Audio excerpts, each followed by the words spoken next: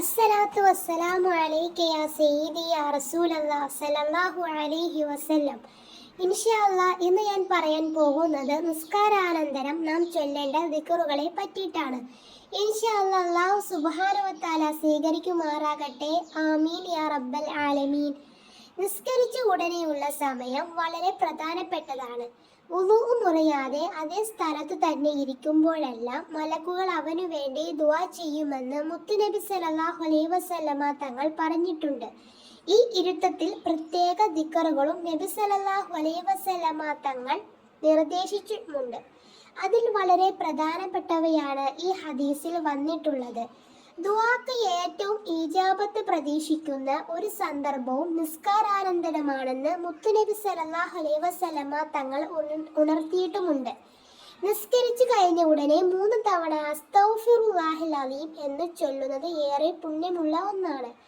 3 തവണ അസ്തഗ്ഫിറുല്ലാഹൽ അലീം പറഞ്ഞതിനു ശേഷം അല്ലാഹുമ്മ ഇന്നി അലാ ദിക്രിക വ ശുക്രിക വ ഹുസ്നി ഇബാദിക തൗഫീഖ് തആതിക വ ഈമാനിക യാ അല്ലാഹ്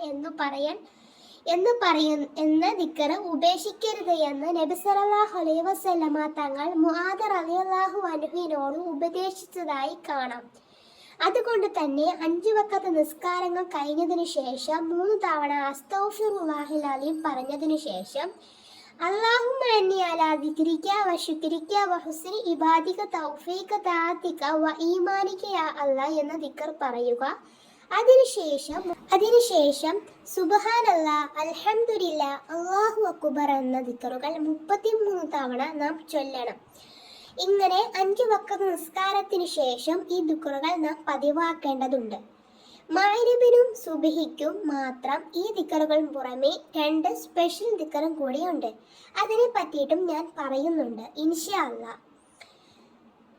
സുബ്ഹിക്കും മഗ്‌രിബിനും ശേഷം അതേ സ്ഥലത്ത് തന്നെ ഇരുന്നു കൊണ്ടിട്ട് 10 തവണ ലാ ഇലാഹ ഇല്ലല്ലാഹു വഹ്ദഹു ലാ ശരീക ലഹു ലഹുൽ മുൽക്കു വലഹുൽ ഹംദു യുഹ്യി വ യുമീതു വഹുവ അലാ കുല്ലി ഷൈഇൻ ഖദീർ എന്ന ദിക്ർ 10 തവണ സുബ്ഹിക്കും മഗ്‌രിബിനും പറഞ്ഞ ദിക്റുകൾ കഴിഞ്ഞതിനു ശേഷം ദിക്റുകൾ ചൊല്ലേണ്ടതുണ്ട്.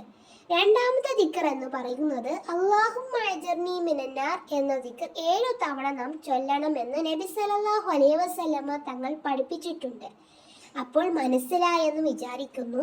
5 വഖത്ത് നിസ്കാരങ്ങൾക്ക് ശേഷം അസ്തഗ്ഫിറുല്ലാഹൽ അലീം 3 തവണയും അതിനുശേഷം ഞാൻ പറഞ്ഞു തന്ന അല്ലാഹുമ്മ ഇന്നി അലാ ദിക്രിക വ ശുക്രിക വ ഹുസ്നി ഇബാദിക തൗഫീഖ് തആതിക വ ഈമാനിക യാ അല്ലാഹ് എന്ന പറയുന്ന ദിക്ർ ചൊല്ലിയതിനു ശേഷം 33 തവണ സുബ്ഹാനല്ലാഹ്, അൽഹംദുലില്ലാഹ്, അല്ലാഹു അക്ബർ എന്ന ദിക്റുകൾ ചൊല്ലുക.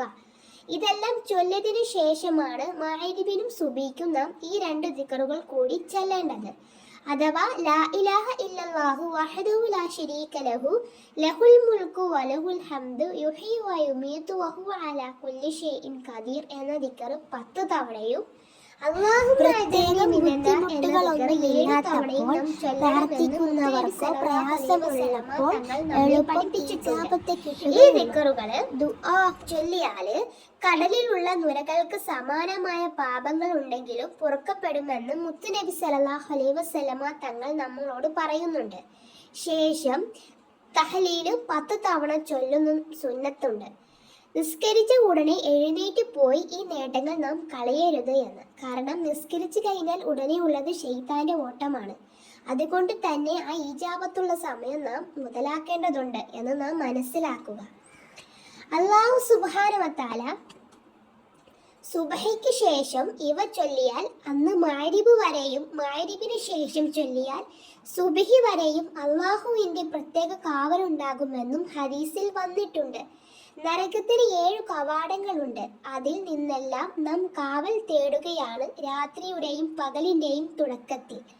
എത്ര തിരക്കുണ്ടെങ്കിലും 2 മിനിറ്റ് അതേപടി ഇരുന്ന് ഈ ദിക്റുകൾ ചൊല്ലാതെ നാം എഴുന്നേൽക്കരുത്. ദിക്റുകൾക്ക് ശേഷം നമുക്ക് കുടുംബത്തിനും ബന്ധുമിത്രാദികൾക്കും മുസ്ലിം സമുദായത്തിനും മൊത്തത്തിലും ദുആ ചെയ്യണം ഇൻഷാ അല്ലാഹ്. അതേപോലെ തന്നെ നമ്മൾ ഇതെല്ലാം ദിക്റുകളെല്ലാം ചൊല്ലിയതിനു ശേഷം എത്ര തിരക്കുണ്ടെങ്കിലും എത്ര തിരക്കുണ്ടെങ്കിലും കുറച്ച് സമയം നാം ഇബാദത്തിന് വേണ്ടി മാറ്റി വെക്കേണ്ടതുണ്ട്. അതെല്ലാം നമുക്ക് വേണ്ടിയാണെന്നുള്ള ചിന്ത നമ്മളിൽ ഉണ്ടാവണം. ഇൻഷാ അല്ലാഹ് എല്ലാ ദിക്ർ ചൊല്ലിയതിനു ശേഷം നാം ദുആ ചെയ്യേണ്ടതുമുണ്ട്. അത് ആർക്കൊക്കെ വേണ്ടിയാണ്? നമ്മുടെ കുടുംബത്തിനും ബന്ധുമിത്രാദികൾക്കും സമുദായത്തിനും എല്ലാവർക്കും വേണ്ടി നാം ദുആ ചെയ്യുന്നു റബ്ബ് സുബ്ഹാനഹു വ തആലയോട്. ഫർദ് നിസ്കാരങ്ങൾക്ക് ശേഷം ആയത്തുൽ കുർസിയും ഓതുന്നതും ഇഖ്ലാസ് മുഅവ്വിനതൈനി പതിവാക്കുന്നതും വലിയ പുണ്യമുള്ള ഒന്നാണ്. മഗ്‌രിബിനും സുബ്ഹിക്കും പിറകെ ഈ 3 സൂറത്തുകൾ 3 തവണ വീതം ഓതുമെന്ന് ഹദീസിൽ വന്നിട്ടുണ്ട്. എന്നാൽ സിഹർ ഉൾപ്പെടെയുള്ള ഷർറിൽ നിന്നും കാവൽ ലഭിക്കുമെന്നതാണ്. ഇൻഷാ അല്ലാഹ് അതുകൊണ്ട് തന്നെ നാം ജീവിതത്തിൽ പകർത്തേണ്ടതുണ്ട്. നാം ചെയ്യുന്ന കാര്യങ്ങളെല്ലാം നമുക്കുള്ളതാണെന്നുള്ള ബോധം നമ്മളിൽ ഉണ്ടാവണം. അപ്പോൾ നിസ്കാരത്തിന് ശേഷം ഇതെല്ലാം ചൊല്ലണം. അതേപോലെ തന്നെ ഇജാബത്തുള്ള സമയം കൂടിയാണ് നിസ്കരിച്ച് കഴിഞ്ഞ ശേഷം. ആ നിസ്കാരപ്പായിൽ ഇരുന്നു കൊണ്ട് നാം ചെയ്യേണ്ട ദിക്റുകളെല്ലാം ചൊല്ലി ദുആ ചെയ്യൽ അതിൽ ഉത്തരമുണ്ട് എന്ന് മുത്തുനബി സല്ലല്ലാഹു അലൈഹി വസല്ലമ തങ്ങൾ നമ്മെ പഠിപ്പിക്കുന്നുമുണ്ട്. ഇൻഷാ അല്ലാഹ് അല്ലാഹു സുബ്ഹാനഹു വ തആല നാം ചെയ്യുന്ന എല്ലാ അമലുകളും സ്വീകരിക്കുമാറാകട്ടെ. അവന് മേൽ ഇബാദത്ത് എടുത്ത് ജീവിക്കാനും നേരായ മാർഗത്തിൽ ഇബാദത്ത് എടുത്ത് ജീവിക്കാനുള്ള തൗഫീഖ് അല്ലാഹു സുബ്ഹാനഹു വ തആല നമുക്കൊക്കെ നൽകുമാറാകട്ടെ. ആമീൻ യാ റബ്ബൽ ആലമീൻ. ദുആ വസിയത്തോടെ ഇൻഷാ അല്ലാഹ്.